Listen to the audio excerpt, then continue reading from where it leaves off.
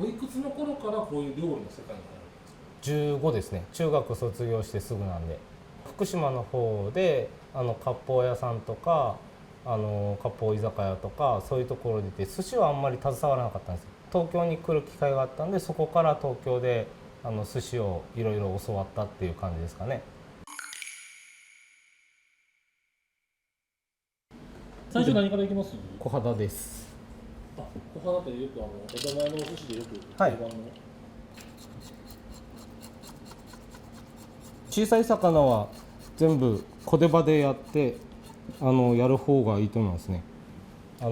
鱗をこうなんていうんですかね、鱗引きみたいなやつあるんですけど、それよりは小手羽でやった方が楽ですね。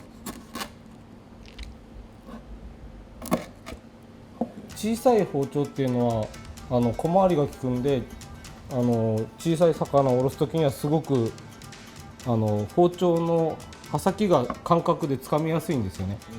だから小手羽の方がすごくいいかなって思いますけど。指先の感覚だ。そうですね、全部これは指先の感覚ですね。おう、すごい身が綺麗じゃないですか。そうですね。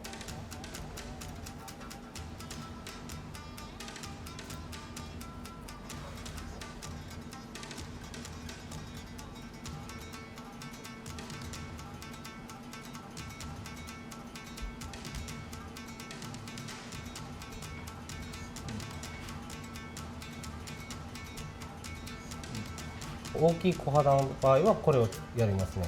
そうするとちょっと縮むというか、はい、握りやすいし、あと握った時に綺麗なんで三つ編みします。やっぱり切れ目入れてるんで食べやすさはこっちの方が食べやすいかなって思います。いろんなこう口の中に広がるというか、ばらけてくれる。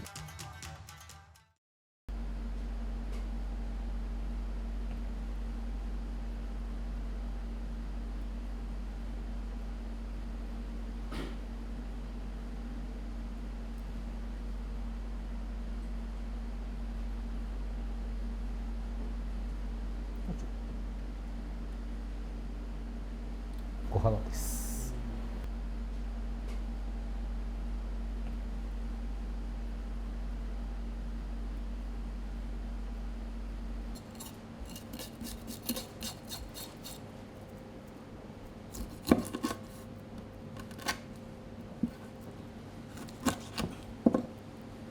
使ってる包丁はこれは、小手羽ですね。アジは小手羽の方が絶対的に使いやすいですね。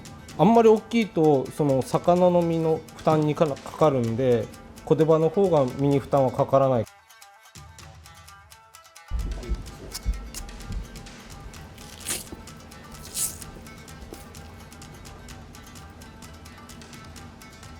食べた時にシャリとネタが一緒になくなってほしいんで、バランスよくなくなってくれるにはこういう包丁を入れた方が食べやすい。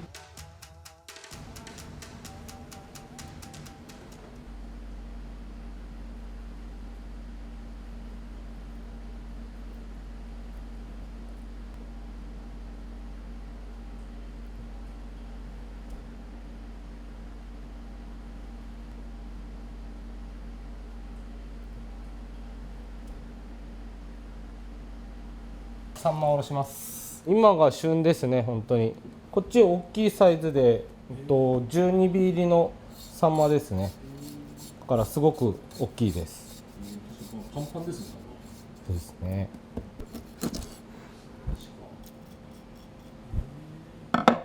これは今度柳でおろします。柳。はい。これが柳ですね。サンマおろすときは柳の方がおろしやすいですね。身に負担がかからないんで、ここまで持ってったら取って取れるんですよ。そんなに柔らかいんですか？そうですね。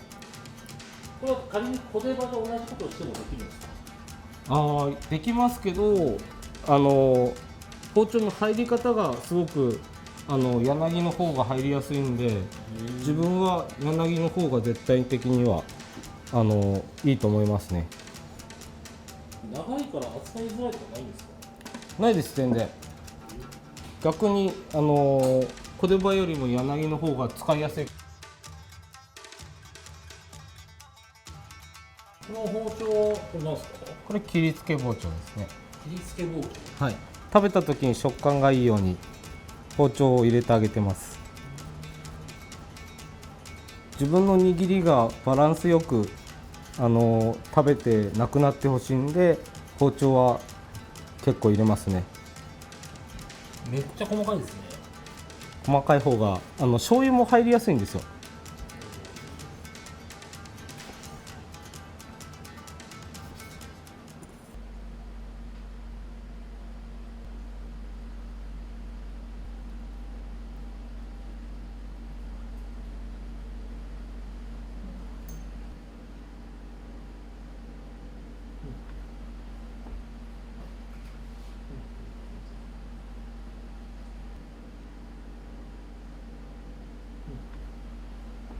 じゃあ今度は金目をやりますね。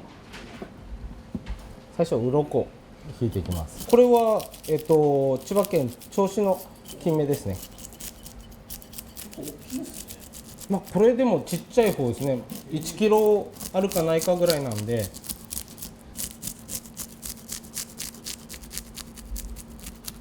物は確かですね。本当に朝買ってその日のうちにおろそうと思ってるんで。築地ですか？月です。毎朝。毎朝たまに豊洲も行きますけど、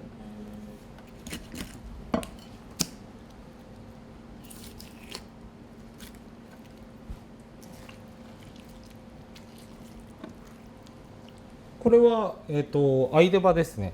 本出刃と違ってちょっと身が薄いというかおろし専門の包丁ですね。出刃です。さっきの小出刃でこっちは合出刃、あと本出刃がありますけど、こっちの方が魚はおろしやすいんでこれでおろしていきます。本出刃だとすごくここの身が厚くてもっとここが大きいんですよね。そうすると重さで結構手が疲れちゃうんで合出刃の方がすごく手が疲れずおろせるんで、はい、感覚的にその刃先が感覚をつかみやすい。この骨をちょっとカリカリって切ってる感じのが感覚がすごくつかみやすいんで、腹の骨を取るときに薄くこの感覚をつかめるのが合出刃とかの方がつかみやすい。このお腹の部分も使ったりするんで、お腹を割と肉厚というかここの部分を残してあげるのがいいと思います。ここは脂があって美味しいんで、はい、包丁も良くないと切れて感覚がつかめないとダメかなって思いますね。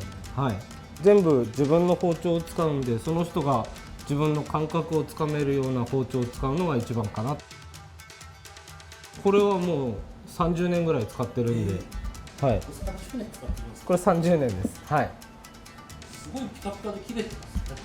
まあ包丁は自分のね財産ですから、こうちゃんときれいに使うのは当たり前。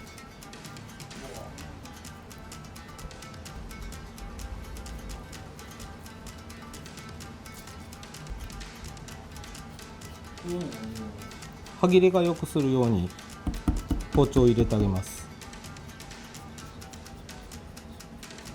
トントンと切るよりも中まで入っていってくれる感じの醤油も入りやすいですし、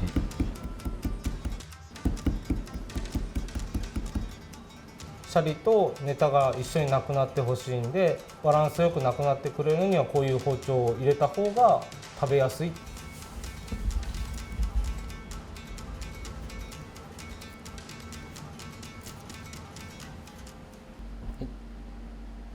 金目です。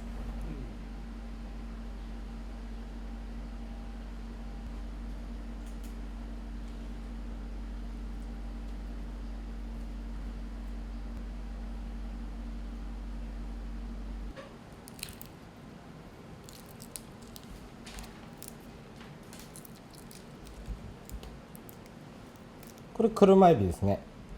これもそのはい。幅広の切り付け。はい。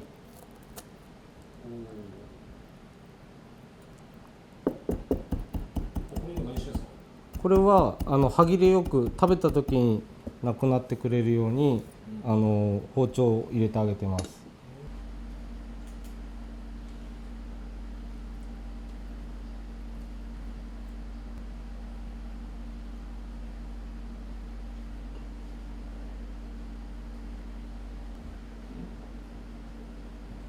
はい、車入りです。